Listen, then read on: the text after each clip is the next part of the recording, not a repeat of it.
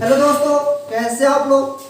उम्मीद करते हैं अच्छे से होंगे, जहां भी होंगे पढ़ाई करते होंगे, स्वस्थ होंगे। आइए हम लोग जनरल स्टडीज सामान्य अध्ययन का सीरीज लेकर आए हैं अपने इस चैनल हॉट स्पॉट पाठशाला पर। तो दोस्तों, इस सीरीज में अभी हम लोग को जनरल स्टडीज के सीरीज में सबसे ज़्यादा जो एग्जाम में प्रश्न पूछ रहे हैं साइंस सेक्टर से पूछ रहे हैं, और जिसे हम लोग जनरल साइंस सामान्य विज्ञान के अंतर्गत अध्ययन करेंगे। तो दोस्तों, आइए हम लोग जानते हैं साइंस। साइंस यानी कि विज्ञान। साइंस एक ग्रीक वर्ड सिंसिया से लिया गया है। साइंस एक ग्रीक वर्ड सिंसिया से लिया गया है, जिसका अर्थ होता है जानना, टू नो। जिसका अर्थ होता है जानना। दोस्तों, साइंस के अंतर्गत हम लोग तीन सेक्टर को पढ़ेंगे, तीन पार्ट पढ़ेंगे। एक है हम लोगों का फिजिक्स। फिजिक्स शब्द की उत्पत्ति फ्यूज से हुई है, जिसका अर्थ होता है प्रकृति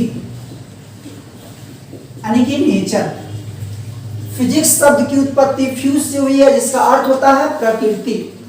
दोस्तों, फ्यूज एक ग्रीक वर्ड है। फिजिक्स शब्द का प्रयोग, भौतिकी विज्ञान शब्द का प्रयोग सर्वप्रथम किसने किया था? एक प्रश्न पूछा जाता है तो अरस्तु ने किया था। दोस्तों, फिजिक्स में को हम लोग दो भागों में बांटकर जानते हैं। एक है एंशिएंट फिजिक्स, दूसरा है मॉडर्न फिजिक्स। एंशिएंट फिजिक्स के जनक सर आइजैक न्यूटन को कहा जाता है, और मॉडर्न फिजिक्स के जनक आइंस्टीन को कहा जाता है। दोस्तों, साइंस के तीन सेक्टर है, एक फिजिक्स, दूसरा केमिस्ट्री और तीसरा बायोलॉजी। दोस्तों, आइए देखते हैं केमिस्ट्री। केमिस्ट्री रसायन विज्ञान के अध्ययन को केमिस्ट्री कहते हैं। केमिस्ट्री एक ग्रीक वर्ड कीमिया से लिया गया है, जिसका अर्थ होता है काला पदार्थ या काला रंग। शुरू में रसायन विज्ञान के अध्ययन को केमिटेकिंग कहा जाता था। शुरू में रसायन विज्ञान के अध्ययन को केमिटेकिंग कहा जाता था ग्रीक लैंग्वेज में। दोस्तों, रसायन विज्ञान के पिता लेवोसियर को कहा जाता है। किसे कहा जाता है? लेवोसियर को। चलिए आते हैं दोस्तों, हम लोग का साइंस का तीन सेक्टर है, फिजिक्स, केमिस्ट्री, बायोलॉजी। तो बायोलॉजी का जो एक सेक्टर है, बायोलॉजी यानी कि जीव विज्ञान।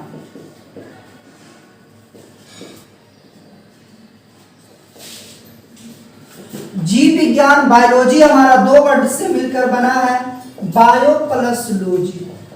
बायो का अर्थ होता है सजीव और लॉजी का अर्थ होता है अध्ययन, अर्थात सजीवों का अध्ययन ही क्या कहलाता है? बायोलॉजी।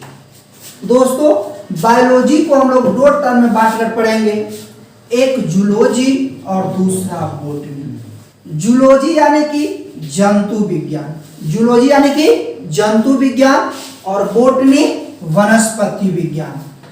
आइए दोस्तों, जंतु विज्ञान के बारे में चर्चा करते हैं। जंतु विज्ञान जिसमें वैसा विज्ञान जिसमें जीव जंतु के बारे में चर्चा किया जाता है। जंतु विज्ञान के पिता अरस्तु को कहा जाता है। कहिएगा, जंतु विज्ञान का पिता अरस्तु को ही क्यों कहा जाता है? तो क्योंकि अरस्तु ने एक पुस्तक लिखा, हिस्टोरिया एनिमलियम। इस पुस्तक में करीब 500 से 600 जीव जंतु के प्रजाति का वर्णन था, इसीलिए जंतु विज्ञान का पिता अरस्तु को कहा जाता है। वनस्पति विज्ञान का पिता दोस्तों किसे कहा जाता है? थियोफ्रेटस को कहा जाता है। अब कहिएगा, इन्हें क्यों कहा जाता है? तो क्योंकि थियोफ्रेटस ने एक पुस्तक लिखा, हिस्टोरिया प्लांटिनम, जिसमें 500 से 600 पेड़ पौधे के प्रजाति का वर्णन किया गया था। अतः वनस्पति विज्ञान का पिता थियोफ्रेटस को कहा जाता है। तो दोस्तों, हम लोग अभी देखे हैं साइंस। आइए एक बार इसे हम देख लेते हैं। साइंस एक ग्रीक वर्ड साइंसिया से बना है, जिसका अर्थ होता है जानना, अर्थात टू नो। भाई मेरे, साइंस को तीन चरणों में बांटकर पढ़ेंगे। चरण 1 में फिजिक्स, दूसरा केमिस्ट्री, तीसरा बायोलॉजी। भाई मेरे, फिजिक्स का पिता न्यूटन, वो भी एंशियंट फिजिक्स का पिता Newton, modern physics Einstein. Chemistry का पिता या जनक लेवोसियर, और जीव विज्ञान का पिता किसे कहा जाता है? अरस्तु को। जीव विज्ञान को दो टर्म बांटे हैं, जूलॉजी जंतु विज्ञान का पिता अरस्तु, बोटनी वनस्पति विज्ञान का पिता थियोक्रेटस, यानी कि पेड़ पौधे का अध्ययन है और इसमें जीव जंतु का अध्ययन है। तो दोस्तों ये हमारा साइंस का इंट्रोडक्शन लेक्चर हुआ। अब हम लोग साइंस का चैप्टर स्टार्ट करते हैं। वैसे दोस्तों साइंस के जो हम नेक्स्ट चैप्टर शुरू करेंगे, हम लोग को जो 3 ब्रांच फिजिक्स, केमिस्ट्री और बायोलॉजी है, अभी बहुत सारे एग्जाम को देखते हुए इस तीनों ब्रांच से ज्यादा मैक्सिमम प्रश्न हमें फिजिक्स से देखने को मिला है। तो दोस्तों हम लोग का जो पहला चरण साइंस का कंप्लीट करना है फिजिक्स, और फिजिक्स का हम लोग चैप्टर वाइज कंप्लीट करेंगे। और फिजिक्स में दोस्तों मैक्सिमम प्रश्न 4 या 5 चैप्टर से आता है, जिसमें आपको साउंड, पहला चैप्टर साउंड एंड वेव होता है, दूसरा हीट एंड टेम्परेचर होता है, तीसरा लाइट होता है, और चौथा दोस्तों आकर्षण का ये। अतः यह सब महत्वपूर्ण चैप्टर है। उसके बाद हम लोग सारा चैप्टर पढ़ेंगे फिजिक्स, फिर उसके बाद हम लोग देखेंगे केमिस्ट्री, फिर देखेंगे बायोलॉजी। तो दोस्तों और जितना भी चैप्टर हम लोग पढ़ेंगे, हर चैप्टर का हैंडराइटिंग नोट्स और साथ में ऑब्जेक्टिव प्रश्न भी प्रैक्टिस आपको कराई जाएगी। और जो हैंडराइटिंग नोट्स या ऑब्जेक्टिव प्रश्न आपको जरूरत होगा, वो हमारे टेलीग्राम ग्रुप से आप जुड़कर ले सकते हैं। उसका नाम है हॉटस्पॉट पाठशाला टेलीग्राम ग्रुप। तो दोस्तों हम लोग का मैक्सिमम प्रश्न यहाँ से पूछा गया है फिजिक्स से, और फिजिक्स में हम लोग जो पहला चैप्टर शुरू करेंगे उसका नाम है साउंड एंड वेव, ध्वनि और तरंग। तो दोस्तों हम लोग फिजिक्स का आज पहला चैप्टर, पहला लेक्चर शुरू कर रहे हैं। तो दोस्तों हमारा जो लेक्चर है साउंड एंड वेव, ध्वनि एवं तरंग। दोस्तों हम लोग हर फिजिक्स, हम लोग जीएस के हर चैप्टर का हैंडराइटिंग नोट्स और ऑब्जेक्टिव प्रश्न का प्रैक्टिस करेंगे, और आप वह सारा असाइनमेंट हमसे टेलीग्राम ग्रुप से ले सकते हैं। और यह जो चैनल आपका है हॉटस्पॉट पाठशाला, जो फ्री एजुकेशन है। तो दोस्तों हम लोग का पहला चैप्टर साउंड एंड वेव, जो हमारे काफी एग्जाम में यहाँ से प्रश्न पूछे गए। तो आइए हम लोग शुरू करते हैं। पहले हम लोग साउंड को समझेंगे, फिर हम लोग वेव को समझेंगे। तो दोस्तों देखते हैं साउंड। साउंड यानी कि ध्वनि। सबसे पहला प्रश्न दोस्तों, ध्वनि अध्ययन के विज्ञान को क्या कहते हैं? तो ध्वनि अध्ययन को विज्ञान को एकॉस्टिक्स कहा जाता है। ये काफी एग्जाम में प्रश्न पूछे जाते हैं। दोस्तों ध्वनि एक तरंग है, ध्वनि एक तरंग है जो केवल और केवल ऊर्जा का स्थानांतरण करता है।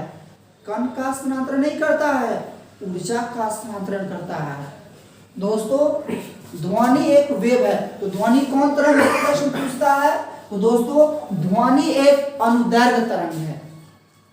वैसे हम लोग आगे चर्चा करेंगे वेव के बारे में। वेव को हम लोग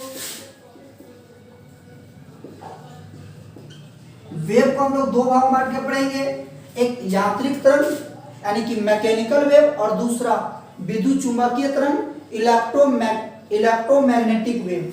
तो इसको हम लोग आगे चर्चा करेंगे वेव को। फिलहाल हम लोग साउंड को चर्चा करते चलते हैं। दोस्तों ध्वनि एक अनुदैर्घ्य तरंग है जिसके गमन के लिए माध्यम की आवश्यकता होती है। अब कहिएगा ध्वनि क्या है? तो मान लीजिए हम यहां से साउंड निकला, कंपन, यह साउंड निकला। दोस्तों यदि किसी वस्तु में जब तक कंपन नहीं उत्पन्न होगा तो तब तक साउंड नहीं उत्पन्न होता है। कंपन क्या होता है? तो कंपन का अर्थ होता है ऊपर नीचे या आगे पीछे। जैसे मान लीजिए एक हम ढोलक लेते हैं और उस पर हम पीटते हैं, तो देखते होइएगा वो ऊपर नीचे, उसका कण ऊपर नीचे होता रहता है। तो दोस्तों तो आइए, ध्वनि के गमन के लिए माध्यम की आवश्यकता होती है। यदि माध्यम नहीं होगा तो ध्वनि गमन नहीं करेगा, ध्वनि का संचरण नहीं होगा। माध्यम ठोस भी हो सकता है, माध्यम द्रव भी हो सकता है, माध्यम गैस भी हो सकता है। जैसे एक प्रश्न पूछा जाता है, चंद्रमा पर, आप लोग जान लीजिए, वैसे जानती भी होइएगा, चंद्रमा पर वायुमंडल नहीं होता है, जिस कारण से वहां ध्वनि सुनाई नहीं देती है। जैसे मैं कुछ बोलूं लेकिन यह आपको सुनाई नहीं देगी क्योंकि वहां पर माध्यम नहीं है। और आप जानते हैं ध्वनि गमन के लिए माध्यम की आवश्यकता होती है, माध्यम ठोस हो या द्रव हो या गैस हो। दोस्तों, एक प्रश्न पूछा हुआ था अभी रेलवे के एग्जाम में, यदि चंद्रमा पर कोई बम विस्फोट होता है तो पृथ्वी पर सुनाई देगा, या चंद्रमा की किसी एक छोर पर बम विस्फोट होता है तो किसी दूसरे छोर पर सुनाई देगा? तो नहीं, क्योंकि वहां पे वायुमंडल नहीं है, माध्यम नहीं है, अतः वहां का एक स्थान का साउंड दूसरे स्थान तक संचरण नहीं हो सकता है क्योंकि माध्यम नहीं है। तो दोस्तों, ध्वनि का संचरण ठोस में भी होगा, द्रव में भी होगा, गैस में भी होगा। ध्वनि का जो वेग होता है सबसे अधिक ठोस में होता है, उससे कम द्रव में होता है और सबसे कम गैस में होता है। माध्यम रहेगा तो ध्वनि सुनाई देगा, माध्यम के अभाव में ध्वनि सुनाई नहीं देता है। चंद्रमा पर ध्वनि सुनाई क्यों नहीं देता है? तो क्योंकि यहाँ पर माध्यम नहीं है। तो आइए दोस्तों हम फिर आगे चर्चा करते हैं। यह है म्यूजिकल साउंड, यानी कि हिंदी में इसको हम लोग कहते हैं सुस्वर ध्वनि। वैसी ध्वनि जो कान को सुनने में प्रिय लगता हो, क्या कहलाता है? म्यूजिकल साउंड, यानी कि सुस्वर ध्वनि कहलाता है। सुस्वर ध्वनि के आधार पर, म्यूजिकल साउंड के आधार पर ध्वनि को 3 भागों में बांटे हैं। पिच यानी कि तारत्म्य, इंटेंसिटी तीव्रता, क्वालिटी गुणता। यहां से भी काफी एग्जाम में प्रश्न पूछे जाते हैं। आइए हम लोग तीनों को समझते हैं। पिच, यह ध्वनि का वह गुण है जिसके कारण ध्वनि मोटा या पतला सुनाई पड़ता है। यह ध्वनि का वह गुण है जिसके कारण ध्वनि मोटा या पतला सुनाई पड़ता है। आप देखते होइएगा, लड़कों का आवाज अपेक्षा मोटा होता है और लड़कियों का आवाज पतला होता है। तो लड़का का आवाज और लड़की का आवाज, इस दोनों में अंतर स्पष्ट होना ध्वनि का कौन सा गुण है? तो क्या है? पिच है। यानी कि ध्वनि का वह गुण जो मोटा और पतला में अंतर स्पष्ट करता है, पिच कहलाता है, यानी कि तारत्म्य कहलाता है। इसका अर्थ यह हुआ कि लड़कों का आवाज, एक प्रश्न यहां पर ध्यान रखिएगा आप लोग, जिसका आवाज जितना पतला उसका पिच उतना अधिक, आवाज मोटा तो पिच कम, यानी कि तारत्म्य कम। तो आप जानते हैं लड़कियों का आवाज पतला होता है, अतः उसका पिच अधिक होगा, तारत्म्य अधिक होगा। और दोस्तों, लड़कों का आवाज मोटा होता है अर्थात उसका पिच कम होगा, तारत्म्य कम होगा। तो आइए यहां पर एक प्रश्न और पूछता है। देखिए, ध्वनि का जो तारत्म्य है वह किस पर डिपेंड करता है? आवृत्ति पर डिपेंड करता है, आवृत्ति पर निर्भर करता है। यानी कि जिसका आवाज जितना पतला उसका तारत्म्य उतना अधिक, उसकी आवृत्ति भी उतनी अधिक। यानी कि लड़की का आवाज पतला तो उसका तारत्म्य भी अधिक, उसकी आवृत्ति भी अधिक। लड़कों का आवाज मोटा, तारत्म्य भी कम, आवृत्ति भी कम। तो दोस्तों, लड़का और लड़की के बीच में आवाज का अंतर स्पष्ट होना ध्वनि का कौन गुण है? पिच है। क्या है? तारत्म्य है। यहां पर एक प्रश्न और पूछा जाता है, जरा गौर से सुनिएगा कि भाई शेर की दहाड़ और मच्छर के भिनभिनाहट में किसका तारत्म्य अधिक होता है? तो दोस्तों इसका आंसर है मच्छर के भिनभिनाहट का तारा तो अधिक होता है, क्योंकि आवाज पतला है। इसको एक तरीका से और देखिए, जैसे मान लीजिए गर्मी का टाइम है और शादी ब्याह में कोई बारात आया हुआ और बगल में साउंड बॉक्स बज रहा है, आप सोने गए हैं, थोड़ा प्रॉब्लम तो होगा लेकिन नींद अवश्य आ जाएगा। लेकिन यह माहौल गर्मी का है, मच्छरदानी लगा हुआ है और उसमें एक मच्छर घुस कर भिनभिनाना शुरू कर देगा, नींद नहीं पड़ेगा, क्योंकि उसका जो पिच होता है ना अधिक तीक्ष्ण होता है, आवाज उसका होता है अधिक तीक्ष्ण होता है, पतला होता है। चलिए दोस्तों, यहाँ पे प्रश्न बहुत सारे एग्जाम में पूछे हुए, 2-4 प्रश्न आपसे पूछते हैं, जरूर जवाब दीजिएगा। जैसे एग्जाम में एसएससी के एग्जाम में पूछा हुआ है, सीजीएल के एग्जाम में, कि एक बच्चा का आवाज और एक पुरुष का आवाज में बच्चा का आवाज अधिक पतला होता है। क्यों? तो क्योंकि बच्चा का आवाज अधिक पतला, इसकी तारत अधिक और आवृत्ति अधिक, आवृत्ति और तारत अधिक होने के कारण ये पतला होता है। एक क्वेश्चन ये भी पूछा गया है कि महिला की आवाज का तारत अधिक होता है, क्यों? तो क्योंकि इसकी आवृत्ति अधिक होती है, यानी कि तारत तो आवृत्ति पर डिपेंड होता है। फाइनली इसका होगा आवाज मोटा, तारत तो कम, आवृत्ति कम, आवाज पतला, तारत तो अधिक, आवृत्ति अधिक। तो दोस्तों यहां से आपका कोई प्रश्न किसी भी एग्जाम का नहीं छूटेगा। आइए हम लोग देखते हैं इंटेंसिटी, तीव्रता। आसान शब्दों में इंटेंसिटी, तीव्रता, यह ध्वनि का वह गुण है जिसके कारण ध्वनि तेज या धीमा सुनाई पड़ता है। तेज या धीमा सुनाई पड़ता है।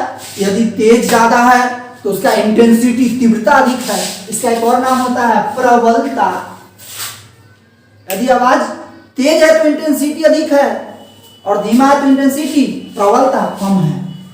यह आयाम पर निर्भर करता है, ध्वनि के किस पर निर्भर करता है? आयाम पर। एक बहुत भी प्रश्न है, ध्वनि आप लोग बताइएगा, कमेंट बॉक्स में जरूर बताइएगा, ध्वनि की तीव्रता का ऐसा है मात्रक क्या होता है? डेसिबल होता है। क्या होता है? डेसिबल, जिसको हम लोग सूचित करेंगे स्मॉल डीबी से। एग्जाम में पूछा हुआ, कई एग्जाम में पूछा हुआ प्रश्न है। अभी रेलवे के एग्जाम में पूछा है प्रश्न कि ध्वनि के तीव्रता का ऐसा ही मात्रक क्या होता है? तो डेसिबल। इसका एक और मात्रक होता है बेल। क्या होता है? बेल। यह प्रयोगात्मक इकाई है और एक बेल बराबर 1/10 डेसिबल। एक बेल बराबर 1/10 डेसिबल। तो दोस्तों हम लोग का वीडियो थोड़ा सा लंबा हो रहा है और इसके आगे का जो पार्ट है यह फिजिक्स या साइंस का पार्ट 1 है और नेक्स्ट कल हम लोग पार्ट 2 अपलोड करेंगे। और इस तरह से यह चैप्टर जब कंप्लीट हो जाएगा तो इसका हैंडराइटिंग नोट्स और इसका ऑब्जेक्टिव प्रैक्टिस आपको हम टेलीग्राम पर उपलब्ध करा देंगे। फिर उसके बाद हम लोग अगले चैप्टर में चलेंगे, जब हम लोग का अभी छोटा-छोटा वीडियो दे रहे हैं, शुरुआती के दौर है, फिर आगे हम लोग 1-1 घंटा का वीडियो देंगे। तो दोस्तों आप हमारे चैनल से जुड़िए और अपनी जो पढ़ाई है वह जारी कीजिए, फ्री ऑफ कॉस्ट। आप जहां भी बैठे हैं आराम से पढ़ाई जारी कीजिए। कुछ प्रॉब्लम हो गया था जिस कारण से हम लोग वीडियो कल अपलोड नहीं किए थे, वह टेक्निकल प्रॉब्लम था। तो दोस्तों इसके लिए हम क्षमा चाहते हैं मेरे प्यारे दोस्तों, और आप चैनल को जरूर सब्सक्राइब कीजिए, इससे जुड़िए। जाते जाते एक वर्ड कर देते हैं, नैनों में बसा है तेरा चेहरा, जरा ध्यान रखना, अपना लक्ष्य यूं ही टिकाए रखना, हमारी तो फर्ज है याद दिलाने का, अपना जोश यूं ही बनाए रखना। तो दोस्तों फिर मिलते हैं आपसे अगले वीडियो में। Okay bye.